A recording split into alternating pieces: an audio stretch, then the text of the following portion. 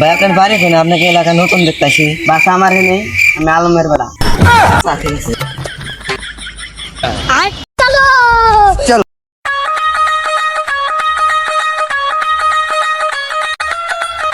শোনো, তোমাকে একটা কথা কই। এলাকায় চলতে হলে নিজে পরে যেতে চলবা, অন্য কারণ না। আচ্ছা ঠিক আছে, অনেক কোন গল্প করলাম, এখন যাই। ভাই এলাকায় নতুন নাই, চিন্তাছি না তুই। চেনেন নাম বিহানের নাতি। মামু শুনছে